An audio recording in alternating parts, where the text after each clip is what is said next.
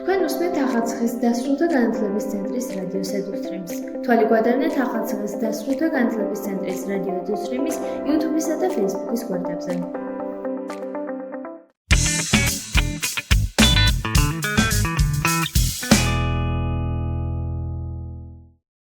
დღევანდელ გადაცემაში მოისმენთ რუბრიკას პულსი.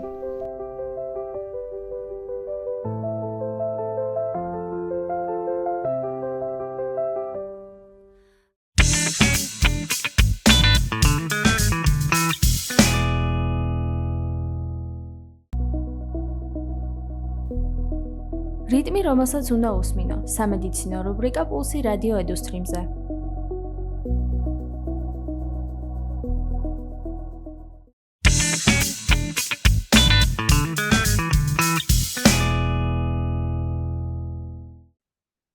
მოგესალმებით, ეთერშია გადაცემა პულსი, მე ნანა ყავრალიშვილი ვარ. დღევანდელი ჩემი გადაცემის სტუმარი გახლავთ ფსიქოლოგი, ქცევითი თერაპევტი და ასევე ადრეული განვითარების სპეციალისტი ქალბატონი რუსუდან ვასილცევი. დღევანდელი ჩვენი გადაცემის თემა ეხება ადრეულ განვითარებას, რა მნიშვნელობა ენიჭება დროულად ადრეული განვითარების მიმართულებით მშობლების როლს, სპეციალისტების ჩარევას და ზოგადად რა როლს თამაშობს მსგავსი ტიპის ჩარევა მშობლების და ასევე სპეციალისტების მხრიდან ბავშვის ცხოვრების ხარისხზე. მოგესალმებით ქალბატონო რუსუდან, მადლობა რომ ხართ გადაცემის სტუმარი და მიხარია რომ ჩვენს მაყურებლებს მიეცემათ საშუალება უშუალოდ სპეციალისტისგან ასეთ მნიშვნელოვან საკითხზე მოეხსმინონ რჩევები და გაითვალისწინონ თავიანთ ყოველდღიურობაში. მოგესალმებით ნანა, ძალიან დიდი მადლობა ასევე თქვენ მოწვევისათვის და მიუხედავად იმისა, რომ ძალიან აქტიურად ჟღერდება ბოლო პერიოდში ეს თემები, მაინც არ კარგავს აქტუალობას და მშობლებისთვის და საზოგადოებისათვის ყოველთვის საინტერესო არის, რაც მეც გაიგებენ ამ თემასთან დაკავშირებით მეტ რჩევას მიიღებენ და სწორ მიმართულებას მიიღებენ, მით უკეთესი, ასე რომ მადლობა ამ თემის შერჩევისთვის. ქალბატონო რუსუდან, ადრეული განვითარებასთან საუბრის დროს ხშირად გვხვდება ტერმინოლოგია ადრეული ინტერვენცია ბავშვებში და შესაბამისად ალბათ საინტერესო იქნება ჯერ აუხსნათ, რას ნიშნავს ადრეული განვითარება, რატომ არის ასეთი მნიშვნელოვანი და რა საკიდან არის რეკომენდირებული, რა თუნდაც მშობლების მხრიდან მსგავს ასე ვთქვათ აქტივობებს მიექცეს ყურადღება. მოსაკობრივად ალბათ განსაზღვრული იქნება ის მინიმალური უნარები, რაც ბავშვმა უნდა გამოავლინოს და უნდა გახდეს ნიშანი საჭიროებს თუ არა შესაბამის სპეციალისტთან ვიზიტს და ჩარევას.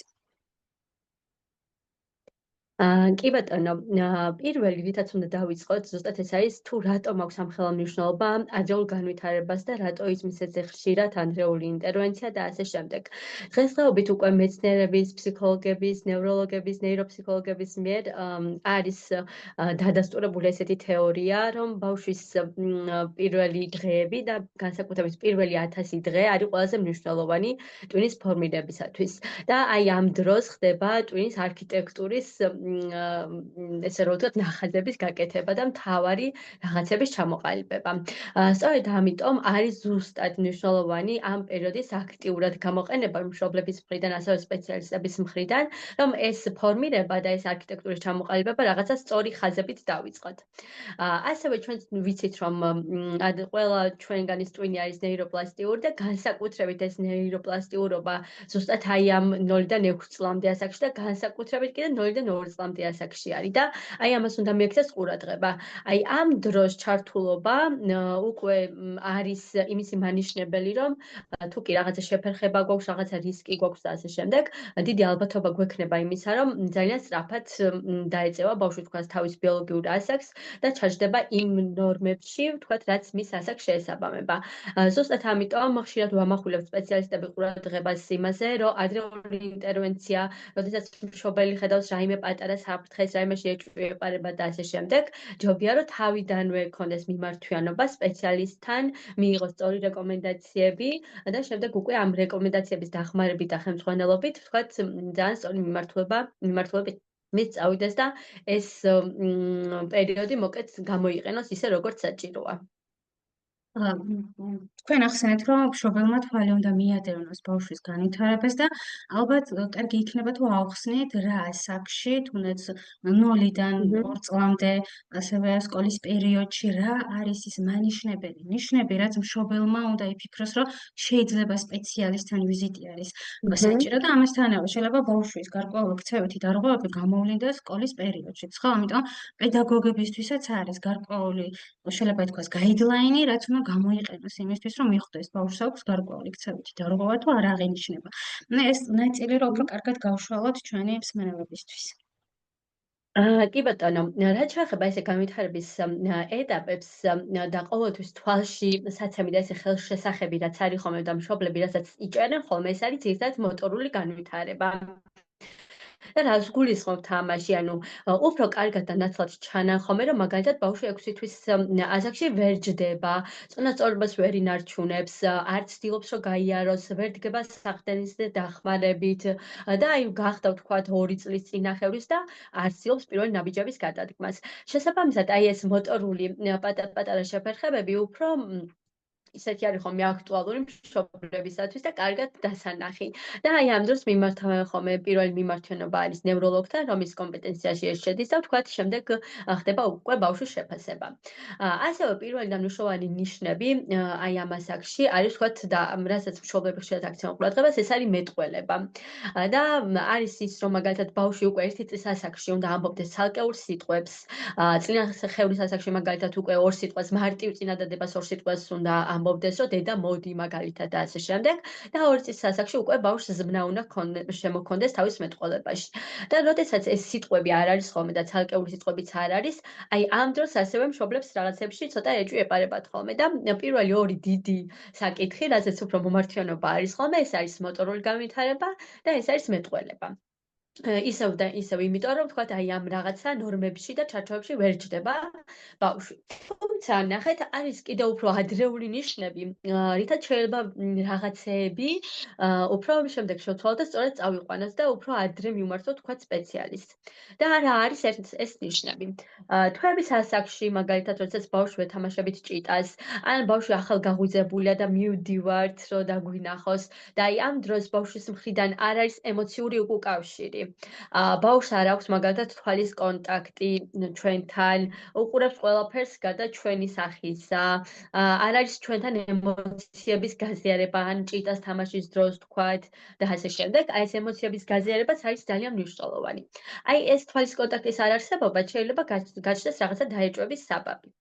ასევე არის იმიტაციის უნარი, რომელზეც მე ჩვენ სპეციალისტები ყველაფერს ვაგებთ ხოლმე და გვიწევს ვთქვათ, რომ იმიტაციის უნარი განვუვითაროთ ბავშვს და ეს იმიტაცია რა არის? აი ძალიან სასაცილოა ხოლმე, ხო? მაგალითად ვაცემინებთ, ბავშვიც აცემინებს. რაღაცა დედა ან ბებო ცოცხით დადის და ბავშვიც დაესდევს და ამ ცოცხს იყენებს, ხო? ეს არის იმიტაციის უნარი.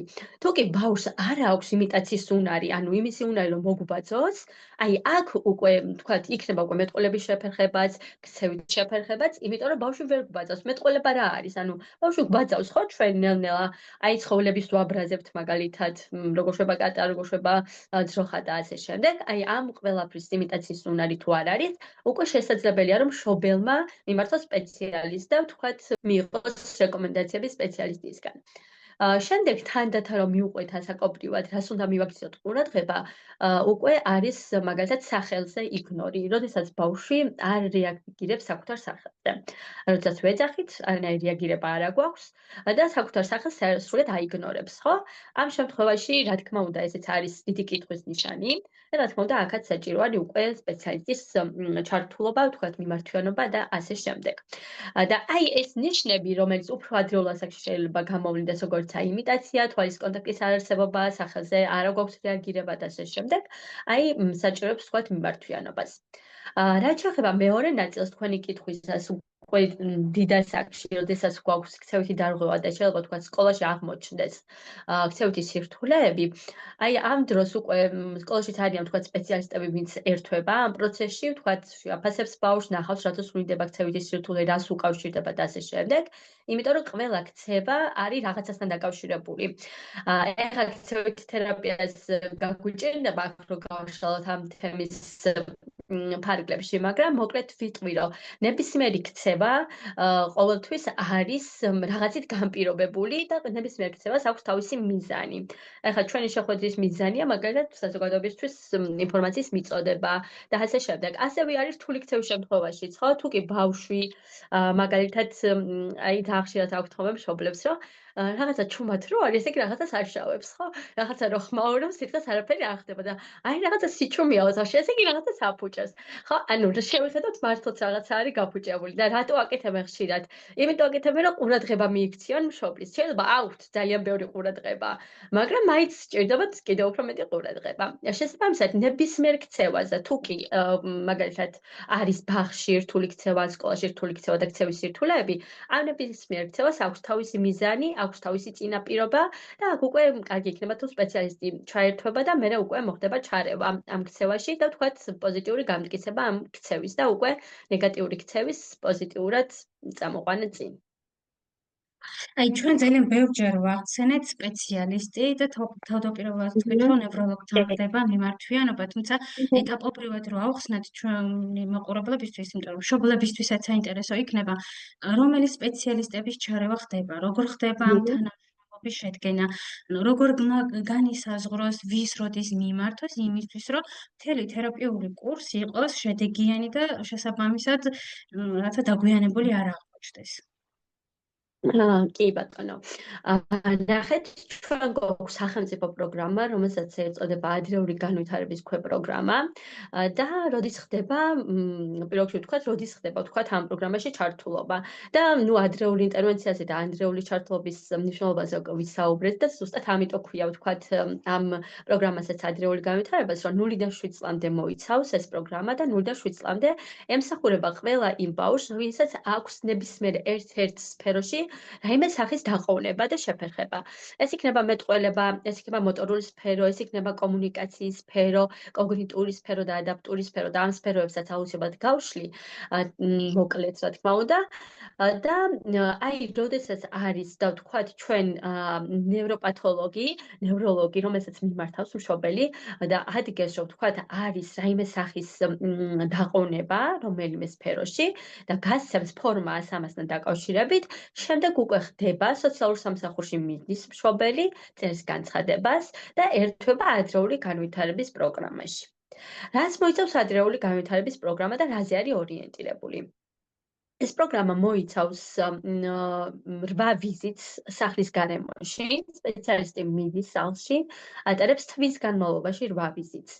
მაგრამ შემდეგ უკვე თუ ბავშვი არის 3 წლის ზევი, თუ უკვე შეთანხმების საფუძველია, ვთქვათ, საჭირდება ბავშვს მეტი ჩართულობა, შეიძლება ის იყოს ცენტრში, იმიტომ რომ ჯგუფური ჩართულობა იყოს უფრო მეტად საინტერესო ამ ბავშვისთვის და მნიშვნელოვანი, შეიძლება იყოს საბავშვო ბაღში და ასე შემდეგ. ეს უკვე შეთანხმების საკითხია სპეციალისტსა და მშობელს შორის და ვთქვათ, რა მიზნები ექნებათ მათ ამ პროგრამაში.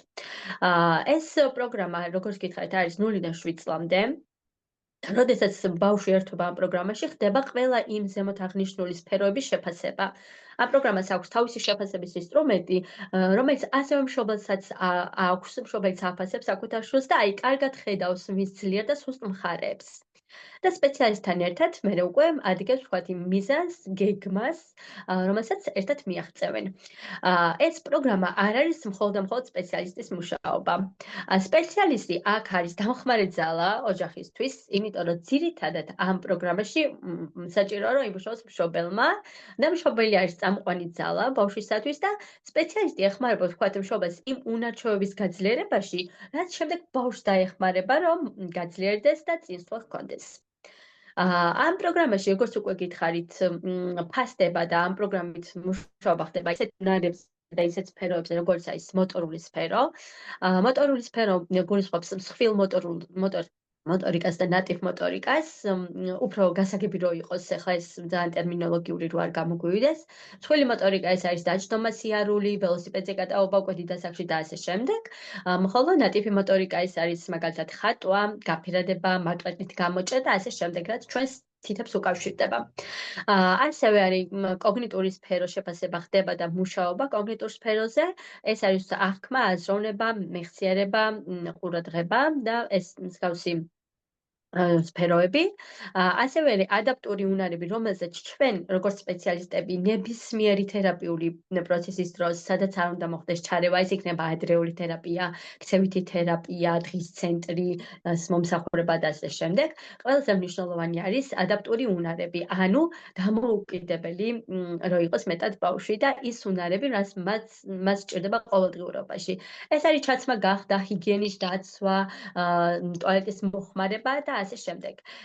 ეს არის ადაპტური უნარები, ასევე არის სოციალურ-კომუნიკაციური უნარები და სოციალური უნარები, რომელიც არის უმნიშვნელოვანესი და ბუმბერაზის სფერო და შემდეგ უკვე სამომავლოდ ეს იქნება ბაღი, სკოლა და ზოგადად საზოგადოებაში ინტეგრაციისათვის ყველაზე საჭირო უნარები. და შესაბამისად, აი ამ უნარებზეც მუშაობს ადრეული განვითარების სპეციალისტი მშობელთან ერთად, რა თქმა უნდა. რამდენად არსებობს შესაძლებლობები ჩვენ ვისაუბრეთ, რომ ეს პროგრამა არის 0-დან 7 წლამდე. აი 7-დან პლუს შემდგომ უკვე რას სთავაზობს თუნდაც მშობელს პროგრამები ან სახელმწიფო თუ არსებობს მსგავსი ცენტრები, სადაც შეუძლიათ რომ უკვე დიდი ასაკის ადამიანებმა შესაბამისი თერაპიული კურსები გაიაროს.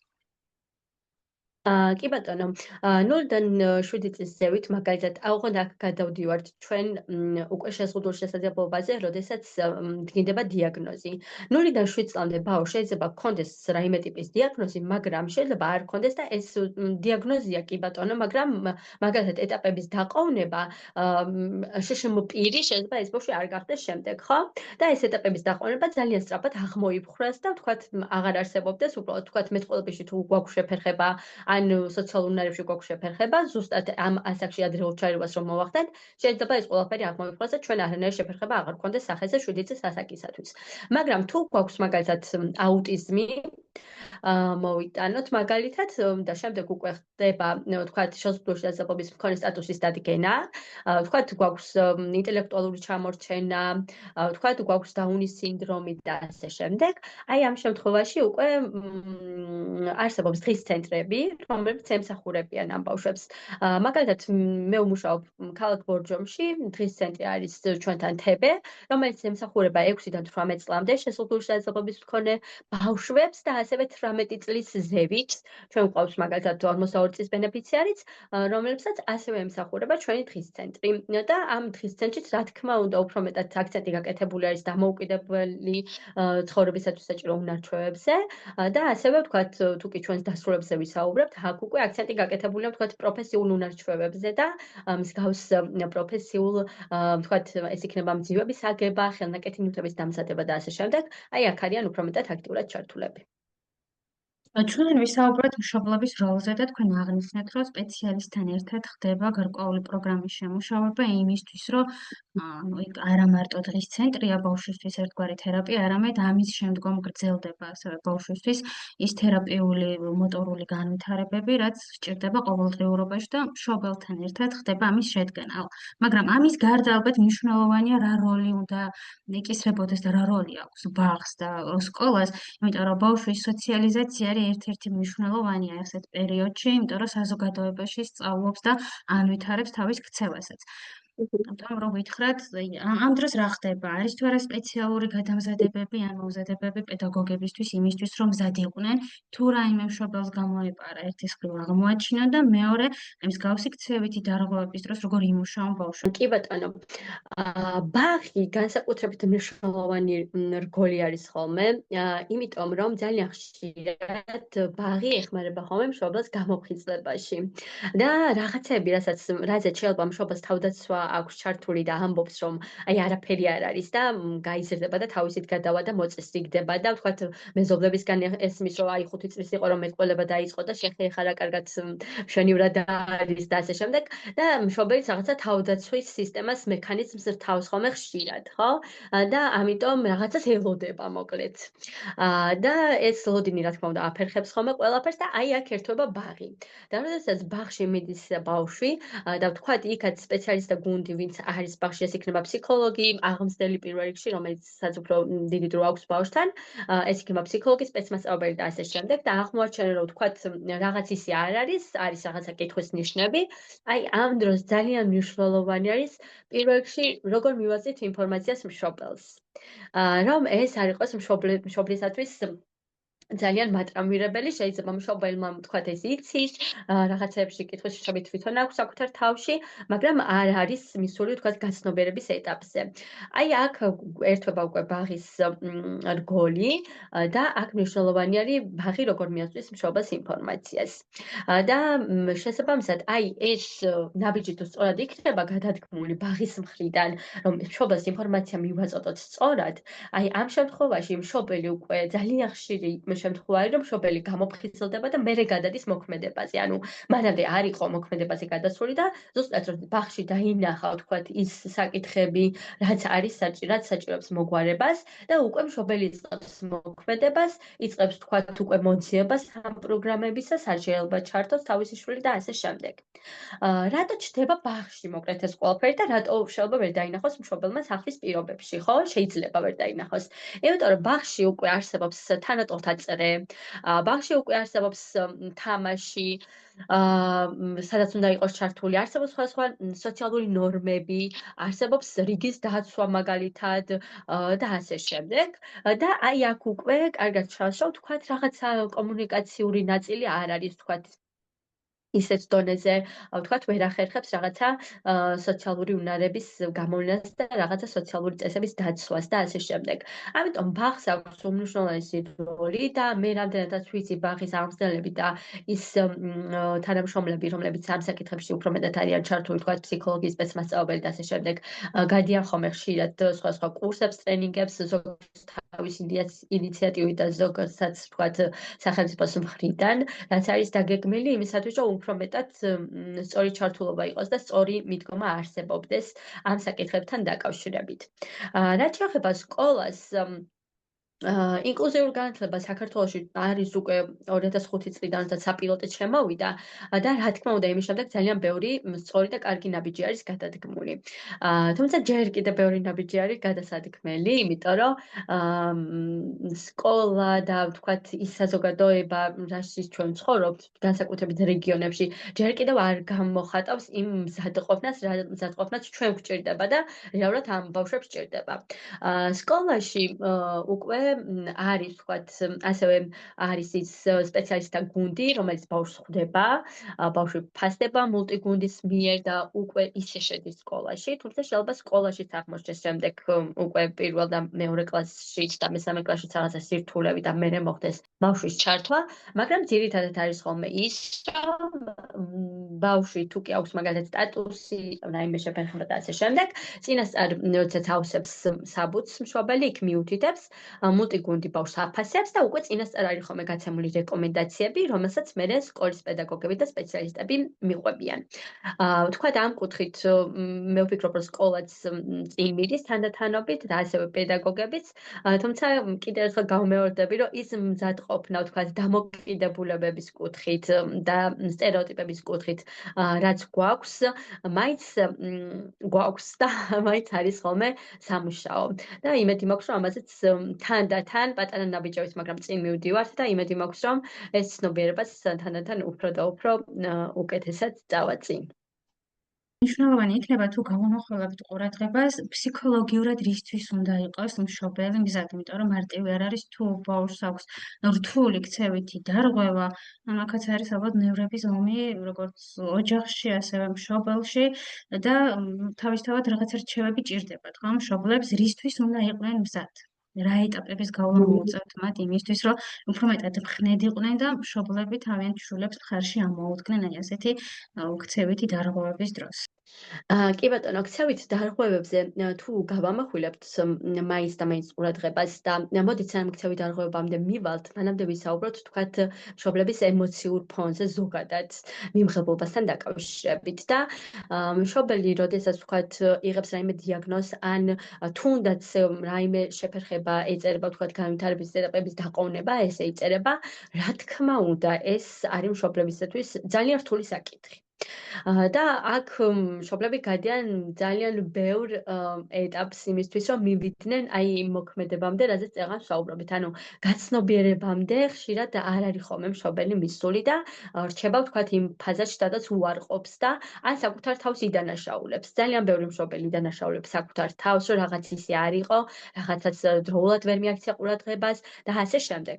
ამიტომ თუნდაც ადრეული განვითარების სპეციალისტი, რომელიც მშობელთან მუშაობს და თუნდაც თერაპევტი, თუნდაც რეაბილიტაციის პროგრამა, რომელიც არსებობს და წეგან პროგრამის შემონათვალში გამომრჩა და აქ დავამატებ, რომ არსებობს რეაბილიტაციის პროგრამა, რომელიც 6-18 წლამდე ბავშვებს ემსახურება და აი ამ პროგრამაშიც არის ხოლმე ფსიქოლოგიური დახმარება და შეხვედრები და კონსულტაციები მშობლებისათვის და ჩვენ უნდა ვთქვათ, რომ ყველა ბავშვი ძალიან ინდივიდუალურია, ეს ვიცით, რა თქმა უნდა, შესაბამისად განვითარებაც ძალიან ინდივიდუალურია, შესაბამისად ის თუ როგორი ქცევითი სირთულეები გვაქვს ძალიან ინდივიდუალურია, შეიძლება რაღაც ზოგად ჩარჩოში მოვაქციოთ, მაგრამ ვიღაც ბავშვი მაგალითად ნივთებს ძირს ყრის იმისთვის, რომ მიიღოს ნამცხვარი, მაგრამ ვიღაც ბავშვი ნივთებს ძირს ყრის იმისთვის, რომ არ ამეცადინონ.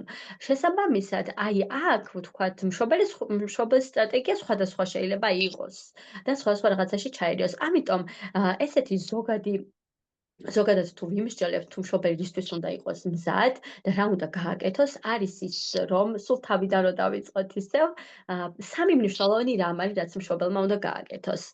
ეს არის, რომ ბავშვთან უნდა გქონდეს კომუნიკაცია და უშუალოდ ბავშვთან უნდა გქონდეს კომუნიკაცია და აქ აუცილებლად უნდა ვახსენო ეკრანი და ეკრანის ამბავი, ეს იქნება თქვათ ტელეფონი, гаджеტები, ტელევიზორი და ასე შემდეგ და უნდა ვიცოდეთ, რომ უკვე საერთაშორისო გამოცდილება მაჩვენა და უკვე დადგენილი არის, რომ 2 წლამდე სრულიად უნდა აიკრძალოს ეკრანი ბავშვის განვითარებაში. მშობელს უნდა გქონდეს ბავშვთან აქტიური კომუნიკაცია, მშობელმა ბავშვს უნდა მიცეს საშუალება, რომ ბავშვმა იმოძრაოს, რაც შეიძლება მეტი და ასევე მშობელმა ბავშვს უნდა მიცეს საშუალება, რომ შეეხოს ტაქტილურად შეისწავლოს აბსოლუტურად ყველაფერი, პირში ჩაიდოს, იმოძრაოს, მოკლედ შემეცნების საშუალება უნდა მივცეთ აუცილებლად ბავშვს. ეს იქნება თავიდანვე, რაც უნდა გაითვალისწინოს მშობელმა და რა მარტივი რჩევებით შეიძლება ასე ვთქვათ მივცეთ. ხოლო ვთქვათ რას უნდა ელოდოს, ამისი პროგნოზირება ცოტა ძალიან რთული არის და მით უმეტეს თუ კი სპეციალისტი და მშობელი ერთად მუშაობენ და ჩართულები არიან ერთად, ვთქვათ, მათი მიზანი უფრო მეტად ორიენტირებული არის იმ პოზიტიური თვალსაზრისით და არა ნეგატიური თვალსაზრისით. ამიტომ ყოველთვის ცდილობენ, რომ თუნდაც ეს იქნება მიზანი, რომელიც იწერება და მიზანი იწერება ისი არა, რომ მაგალითად თედო აღარ გადაყრის ნივთებს ძირს, არამედ თედო იჭრება მაგიდასთან 5 წუთის განმავლობაში. ანუ ყველაფერი ორიენტირებული არის ვთქვათ პოზიტიურობაზე და ეს პოზიტიური დამოკიდებულება თუ კი ექნება მშობელსაც, სპეციალისტსაც და საზოგადოებასაც, რა თქმა უნდა, დადებით გავლენას მოახდენს ბავშვზე. ამიტომ ვერ გეტყვით ახლა ზუსტად იმ რჩევას, რომ რას უნდა ელოდეს მშობელი ზოგადად. ხო? ანუ კონკრეტული მშობელი ინდივიდუალურობის თვალსაზრისით თუ გავითვალისწინებთ, ალბათ სპეციალისტებთან ერთად უფრო გაივლის ამ ყველაფერს და თუ კი მშობელს და სავარაუდოდ ექნება ვთქვათ ისეთი დღეები, როდესაც ემოციურად დატვირთულია და ასე შემდეგ, უკვე ვთქვათ ამას გაივლის თავის სპეციალისტთან, ფსიქოლოგთან და ასე შემდეგ და აი ესეც რა თქმა უნდა მოისაზრება იმ პროგრამებში, რა პროგრამებშიც ის იქნება ჩართული მისი მხარდაჭერა. იმიტომ რომ ეს პროგრამები ყოველთვის, ეს იქნება დღის ცენტრის პროგრამა, რეაბილიტაცია, აბილიტაცია, ადრეული განვითარების თერაპია და ასე შემდეგ, ყოველთვის არის ორიენტირებული გარდა ბავშვის განვითარებისა, მშობლის მხარდაჭერაზე. ქალბატონო რუსლანა, რო ვისაუბროთ, რამდენად ხშირად უნდა მოხდეს ბავშვის მონიტორინგი ჩარევის პროცესის დროს? კი, მონიტორინგი ზოგადად ნებისმიერ პროგრამაში, რასაც ახლა ვსაუბრობთ, 6 თვეში ერთხელ ხდება და ეს მონიტორინგი არის ძალიან მნიშვნელოვანი და ძალიან ხშირად, ვთქვათ, ბავშვი თუ მიდის ნეიროფსიქოლოგთან, ფსიქიატრთან, ფსიქოლოგთან კონსულტაციაზე და ვთქვათ, აკეთებს რაიმე შეფასებას, შემდეგ მონიტორინგი ამ შეფასებისა და ვთქვათ, შეფასების ინსტრუმენტიც ხდება 6 თვეში ან 1 წელიწადში ერთხელ. და აქ უკვე კარგად ვხედავთ, ვთქვათ, ის ჩართულობა, რამდენად მიდის სწორი მიმართულებით, რამდენად შედეგიანია და ხო არ არის საჭირო რაღაცები შევცვალოთ. იმიტომ რომ შეიძლება ზოგ შემთხვევაში ის დასახული მიზანი რაც გვაქვს ძალიან დიდი აღმოჩნდეს ბავშვისათვის და ძალიან რთული აღმოჩნდეს. შეიძლება ძალიან სწრაფად დაიცილოს. ანუ ყოველთვის არ ვამბობთ იმას, რომ 6 თვე და 1 წელიწადი უნდა ვთქვათ რაღაცა მიზანზე ვიმუშაოთ. შეიძლება 2 თვეში აღმოიფხვრას რაღაცა და ასე შემდეგ და ძალიან სწრაფად მოხდეს. მონიტორინგი ძალიან მნიშვნელოვანი არის როგორც მშობლის მდგომარეობის, ასევე ბავშვის მდგომარეობის. ამიტომ 6 თვეში ერთხელ მაინც ხდება გადახედვა, თქვათ რა შედეგამდე მივიდით, რა უნდა შევცვალოთ, მიმართულება არის შესაძლებელი თუ იგივეზე უნდა დაურჩეთ. შესაბამისად, ძალიან ხშირად ვამახვილებ ყურადღებას ალბათ ამ პროგრამებზე, მაგრამ აი პროგრამების ფარგლებშიც ასევე 6 თვეში ერთხელ ხდება მონიტორინგი და ეს ძალიან კარგი აქვს, იმიტომ რომ ძალიან ხელშესახებია მშობლისთვისაც დაახია მოკლედ რა ხდება და ასევე სპეციალისტისთვისაც საით უნდა წავიდეთ. მე მაინტერესებს თუ არსებობს რაიმე სტიგმები ან მითები ადრეულ განვითარებასთან დაკავშირებით, რაც უნდა დავამსხვრიოთ, იმიტომ რომ შეიძლება ხშირად მითების გამო რაც საზოგადოებაში არსებობს, ვაფერხებთ ავტომატურად ბავშვის ინტეგრაციას საზოგადოებაში, მათ სოციალიზაციას და შეიძლება უფრო მეტად ვაუარესებდეთ მათ მდგომარეობას. ამიტომ თუ გახსენდებათ რაიმე მითი, რაც უნდა დაიმსხვრეს აუცილებლად. სამწუხაროდ ძალიან ბევრი მითი არსებობს და ძალიან ბევრი სტერეოტიპი და ძალიან ბევრი სტიგმა არსებობს, მაგრამ ერთ-ერთი რასაც აუცილებლად მინდა, უბრალოდ ორი, რასაც აუცილებლად მინდა ყურადღება გავამახვილო, ეს არის რომ დაანებეთ თავი და გადაივლის. პირველი და მნიშვნელოვანი. ანუ თუ კი მშობელი გრძნობს რომ რაღაც ისე ვერ არის, უნდა ვაღიაროთ რომ მშობელი არის თავისი შვილის ექსპერტი. მთლიანად მასთან ატარებს ყველაზე დიდ დროს. თუ კი ეს არ არის მშობელი, ეს არის ვთქვათ ძიძა ან ბებია, ვინც ყველაზე დიდ დროს ატარებს ბავშვთან, სპეციალისტის ჩართულობაც მასთან ხდება და მისი გაძლიერება ხდება. ანუ ჩვენ გავაძლიეროთ დედა, რომელიც მუდამ სამსახურშია და ბავშვთან ვთქვათ იყოს ბებია და მას არ შევძლიათ უნარჩვევები, ესე არ ხდება. ხო? ნუ არ აქვს მნიშვნელობა, მამა იქნება, ეს ბებია იქნება და დედა იქნება. თუ კი ისინი გრძნობენ, რაღაც ისე არ არის, ძალიან მნიშვნელოვანი არის, რომ მოახდინონ ჩართულობა სპეციალისტის. ანუ შეაფასონ ბავშვი, მიიყვანონ პედიატრთან, თუ ვერ მიყვავს, თქვათ, ნევროლოგთან, ნევროპათოლოგთან, მიიყვანონ პედიატრთან, მოუყვენ თავიანთი წუხილების შესახებ და მიიღონ სწორი მიმართულება.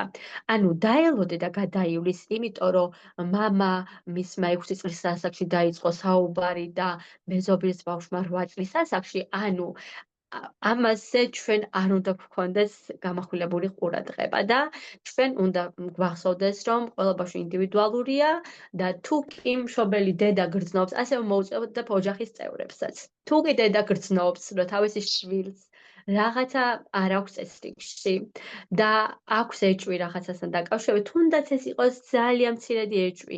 იმიტომ რომ მაგალითად ამერიკაში ამ დრეულის პროგრამაში უკვე ჩართულები არიან ბავშვები, ვისაც რისკი აქვს უბრალოდ, რომ შეიძლება შეფერხება კონდეს. ამიტომ ვამბობთ, რომ თუ კი პატარა რისკსაც კი ხედავს დედა, ოჯახის წევრებმა აღმოუჩინათ მაქსიმალური მხარდაჭერა, არ უარყოთ დედის ემოციები, არ უთხრათ, რომ რაღაცები ეჩვენება, ელანდება და ასე შემდეგ. პირიქით მაქსიმალურად დაეხმარეთ, რომ დამშვიდდეს, იმიტომ რომ ოჯახის წევრების დედის და მთლიანად ოჯახის სტრესი იზრდება, შესაბამისად ეს სტრესი გავლენას ახდენს ცუდ გავლენას ბავშვის განვითარებაზე და ეს ჯაჭვი მოკლედ ნეგატიური ჯაჭვი იკვრება. ამიტომ ძალიან გთხოვთ, ყველას მოგიწოდებთ, რომ გადაივლის აი ეს მითი, უნდა მოვიშოროთ, უნდა დავამსხვრიოთ და ახლა უნდა არსებობდეს. მეორე და მნიშვნელოვანი მითი არის ის, რომ მაინც ვერ გახდება დამოუკიდებელი. და სპეციალისტების ძალისხმევა და მშობლის ძალისხმევა საერთოდ არაფერი არ არის. ჩემთვისაც ვთქვამთ პირადად, რომ დედა რას აკეთებს, მაინც ვერაფერს რა აზრი აქვს. უნდა გვახსოვდეს, რომ ადრეული ჩარევის შემთხვევაში, თუ კი ადრეული ჩარევა იქნება იმ ასაკში, რაც ჩვენ ვთქვით და ეს იქნება სწორი მიმართულებით ჩარევა და აქ იქნება ოჯახში მუშაობა მშობლის მხრიდან, 50%, 50-60%-ში ეს შეფერხება ხშირ შემთხვევაში სრულად აღმოფხვილი ხდება ხოლმე უკვე 6-7 წლის ასაკისთვის. ამიტომ ძალიან მნიშვნელოვანია აქაც გვახსოვდეს, რომ დამოუკიდებლობის ხარისხის გაზრდა შესაძლებელია. დამოუკიდებელი უნარ-ჩვევების შემუშავება შესაძლებელია და ეს მითი სამწუხაროდ არსებობს მშობლებშიც და ამის გამოხატულება არის ხოლმე მშობლების ჰიპერმზრუნველობა, რაც არის ხოლმე შემთხვევაში დანაშაული. როდესაც სპეციალისტს ხედავთ, რომ ის მუშაობს ბავშვს გახადოს და ჩააცვას, დაეხმაროს ხელების დაბანაში და ასე შემდეგ, თქვენ იმ ქურთუქს ნუ გააცმოთ თქვენ თვითონ, ნუ ღაბანთხელებს თქვენ თვითონ, ნუ გააჭმოთ თქვენ თვითონ. ანუ ნახეთ, აი ეს მითი უკვე საზოგადოებამ იმდენად ჩაგვეპაჭა, თვითონ მშობლებშიც არის ხოლმე ხშირად გამჯდარი და ნუ რაღაცებს მაინც ვერ გააკეთებს და მოდი მე დავეხმარები, ან სადღაც მეჩქარება და მოდი ახლა ამას ველოდო ძალიან დიდი ხანი და მოკლედ. ანუ ეს ორი რაც ძალიან რთული არის ხოლმე და ხელს უშლის ასევე სპეციალისტებსაც და რა თქმა უნდა ბავშვის განვითარებას უშლის ხელს, არის ძალიან მნიშვნელოვანი, რომ არ დაველოდოთ, მხარი დაუჭერს დედას, რომელიც გრძნობს, რომ ისე არ არის და ასევე მოეშვათ ჰიპერმზრუნველობას და გვჯეროდეს, რომ ამ ბავშვებს შეუძლიათ, რომ შეიძინონ დამოუკიდებელი ცხოვრებისათვის საჭირო უნარები და ეს ნამდვილად შეუძლიათ სწორი მიმართულებით თუ ვიმუშავებთ. ძალიან დიდი მადლობა ქალბატონო რუსუდან საინტერესო ინფორმაციის გაზიარებისთვის, განსაკუთრებით ეს ალბათ ახალბედა მშობლებისთვის არის ერთ-ერთი მნიშვნელოვანი ინფორმაცია იმისთვის, რომ გაითვალისწინოთ თუნდაც პირველი ბავშვის აღზრდის დროს და შემდგომში უკვე ეს პრაქტიკა, რომელიც მომდევნო ბავშვებში აუცილებლად უფრო მეტად გამახვილებინებს ყურადღებას. დიდი მადლობა ნანა, ასევე წარმატებას უსურვებ ყველა მშობელს და მადლობა თქვენ. მინდა წარმატებები გისურვოთ და მე ასევე დავამშვიდობები ჩვენს მაყურებლებს, იმიტომ რომ ეს ინფორმაცია თქვენთვის იქნება გამოსადეგი მომავალ შეხვედრამდე.